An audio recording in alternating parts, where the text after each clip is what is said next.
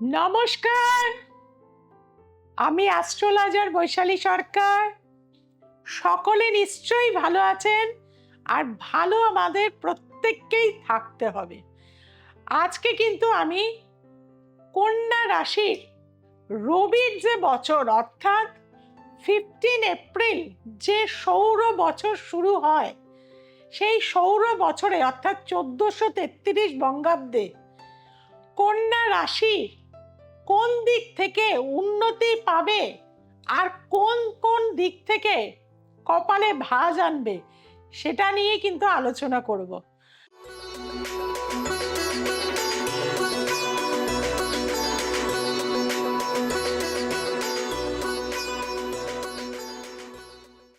প্রথমেই আসব যে সময় নববর্ষ হয়েছে, সেই সময় সাপেক্ষে কিছু প্ল্যানেটকে আমাদের কিন্তু সারাটা বছর অবজার্ভ করতে হয়। এবং আপনারা প্রত্যেকটা মানুষ আমার অনুষ্ঠান দেখেন, এবং আমি বারবার বলে গেছিলাম 10ই এপ্রিল থেকে 10ই মে একটা ডেঞ্জার টাইম কিন্তু আসছে, এবং অলরেডি আপনারা সমস্ত জায়গায় এর কিন্তু প্রভাব দেখতে পাচ্ছেন। আর বলে গেছিলাম বড় কিন্তু প্লেন ক্র্যাশ আবারও হবে। আপনারা অলরেডি ভারতবর্ষের উত্তর পূর্ব দিক অর্থাৎ দিল্লিতে, যেটা আমার বলা ছিল যে নর্থ ইস্টের দিকটা কিন্তু সতর্কতা থাকতে হবে, এবং সেই জায়গাতে দিল্লিতে কিন্তু আমরা প্লেনের কিন্তু একটা বড় জটিলতা কিন্তু দেখতে পেলাম, অগ্নিকাণ্ড কিন্তু দেখতে পেলাম। এবং কন্যা রাশি হচ্ছে ন্যাচারাল জোডিয়াকের ষষ্ঠ ঘর, অর্থাৎ এটা দেখা যায় আমাদের কর্মের ঘর। ষষ্ঠ ভাব থেকে আমরা কর্ম বিচার করে থাকি। তার পাশাপাশি এটা কিন্তু দ্বৈতক ঘর, অর্থাৎ দ্বিরাশি যুক্ত ঘর।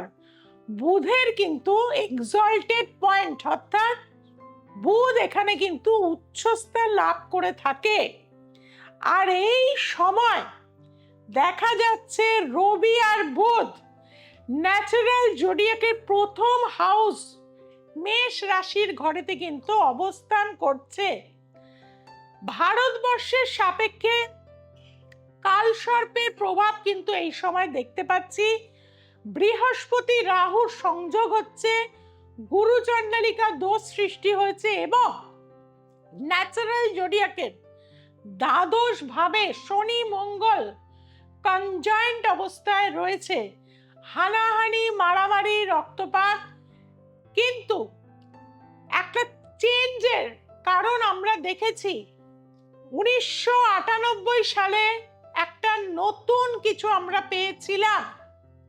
তার আগে 1970 সালে আমাদের দেখেছিলাম যে বাংলাদেশ কিন্তু আলাদা হয়ে গেছিল। ঠিক একইভাবে 2026-এও আমরা কিন্তু একটা নতুন কিছু দেখতে পাবো।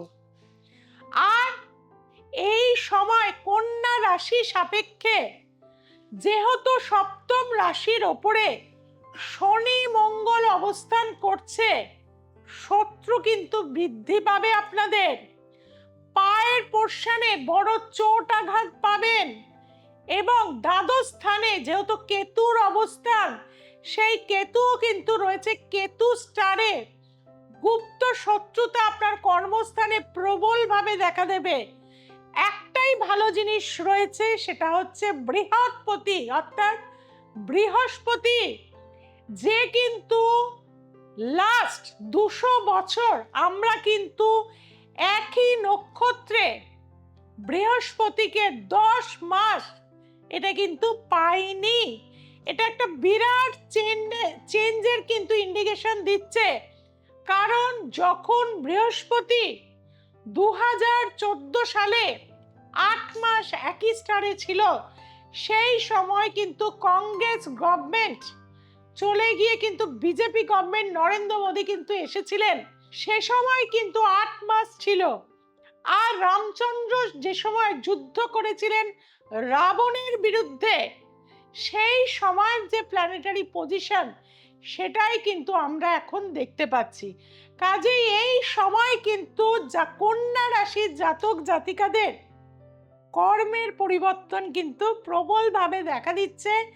চেষ্টা করুন নতুন কোনো কর্মে জয়েন করার, বা অনেক দিন পর্যন্ত আপনাদের যেহেতু প্রমোশন আটকে রয়েছে যাদের, তাদের কিন্তু নতুন কোনো প্রমোশন পাওয়ার যোগ কিন্তু আসছে।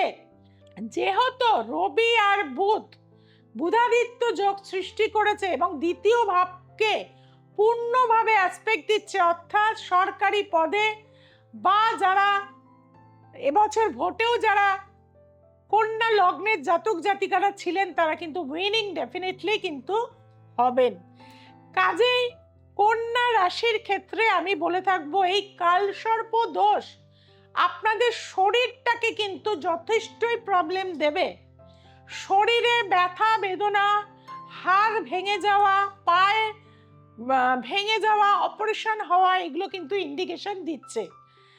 এর পাশাপাশি যারা স্টুডেন্ট রয়েছেন, যেহেতু চতুর্থ পতির দৃষ্টি রয়েছে, এটা কিন্তু বর্তমান সময়টা স্টুডেন্টদের জন্য, বিশেষত যারা বোর্ডস দিয়েছেন, 12 দিয়েছেন, জিমেন্স দিয়েছেন, নিট দেবেন, তাদের জন্য কিন্তু ভালো, অর্থাৎ রেজাল্টটা আপনার কিন্তু পরে আসার কানেকশন রয়েছে।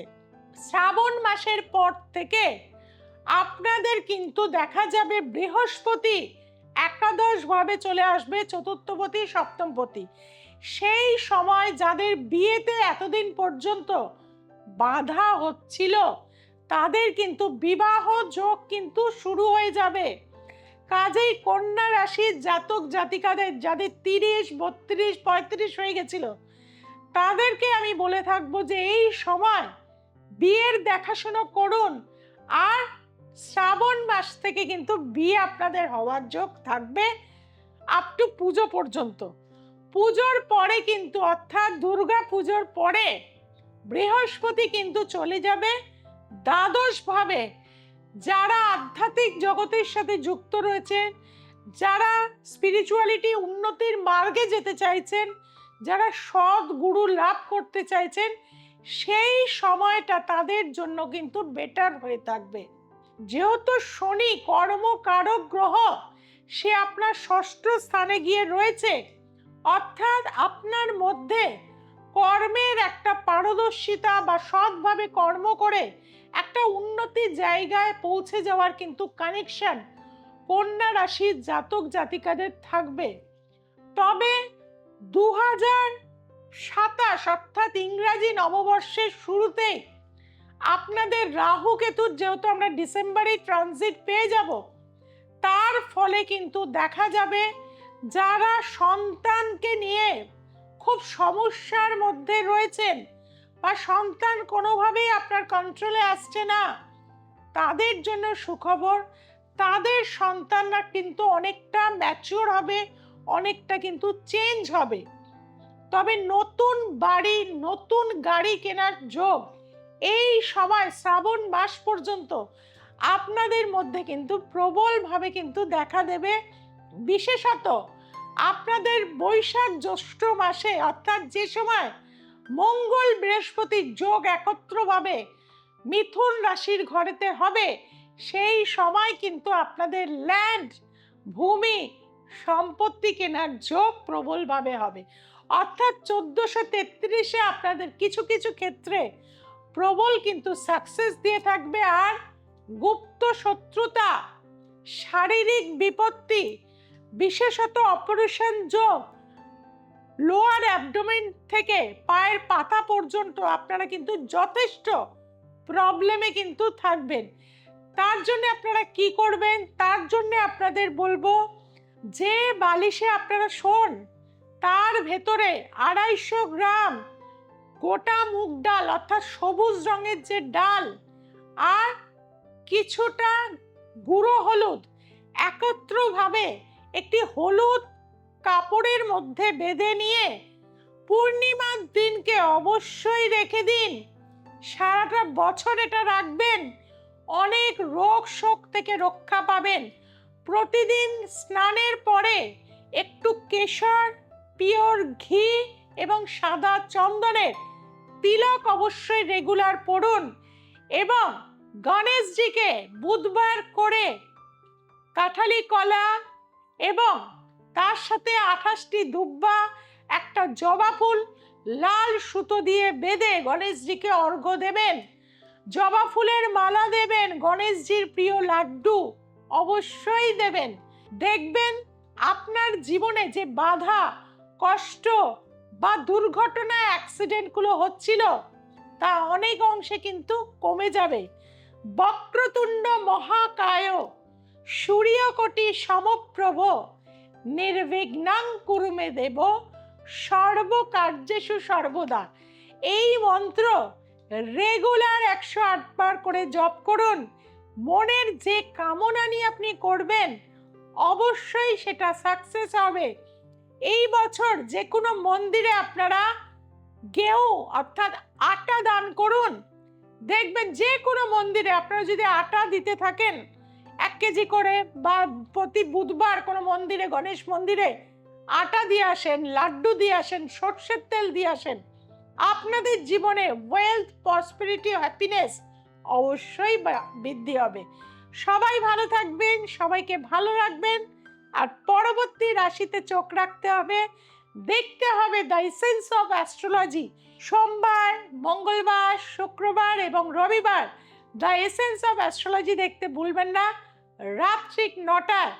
যেটা আপনারা ভুলে যাচ্ছেন চ্যানেলটিকে সাবস্ক্রাইব করতে, আজ এখনই চ্যানেলটিকে সাবস্ক্রাইব করে নিন। যে বেল আইকনটি রয়েছে তাকে প্রেস করে দিন, চেনা জানা বন্ধু বান্ধবের কাছে ছড়িয়ে দিন। প্রতিদিন দুপুর 2টায় দ্য এসেন্স অফ অ্যাস্ট্রোলজিতে ফেসবুকে আমি কিন্তু লাইভে আসি। তার জন্য কি করতে হবে? অবশ্যই 7439604270 এই নাম্বারে অবশ্যই আপনারা তখন আমাকে সরাসরি লাইভে কিন্তু পেয়ে যাবেন। আর যারা চেম্বারে আসতে চাইছেন তাদেরকে বলবো 6290513152 এই নাম্বারে আমার বহু জায়গায় চেম্বার রয়েছে। রাজারহাটে কিন্তু আমার রিসেন্ট চেম্বার রয়েছে। হেল্পলাইন নাম্বারে অবশ্যই যোগাযোগ করুন। মোস্ট প্রবাবলি 9th মে আমার কিন্তু রাজারহাট চেম্বার রয়েছে। প্রচুর মানুষ কিন্তু সেখানে এখন চলে আসে। কাজেই যারা আসতে চাইছেন অবশ্যই বুকিং নাম্বারে যেটা নিচে চলছে অবশ্যই সেখানে যোগাযোগ করুন।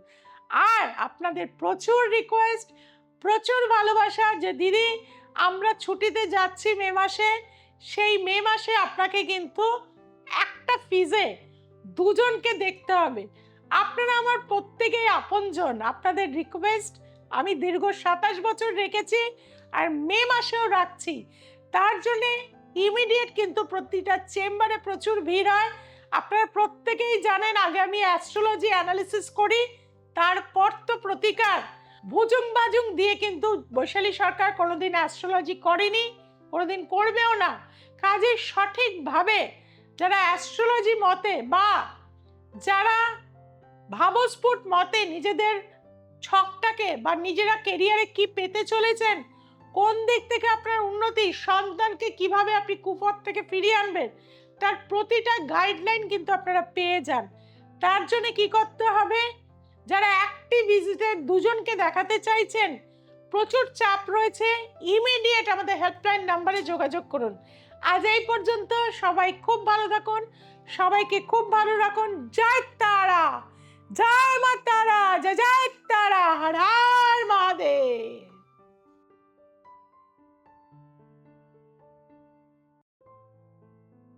নমস্কার, আমি দীপ সাহা, আমি বাগুইহাটি থেকে আসছি। দিদির সাথে আমাদের সম্পর্কটা অনেক দিন ধরেই হয়ে গেছে, আর আমি ভীষণভাবে উপকৃত হয়েছি দিদির কাছে এসে। দিদির সমস্ত রেমেডিস, এত পিন পয়েন্ট রেমেডি আমাদের দেন, আর এত চ্যালেঞ্জ গ্যারেন্টি থাকে ওর মধ্যে, যে ওটা একদমই আলাদা আর 5 জনের থেকে।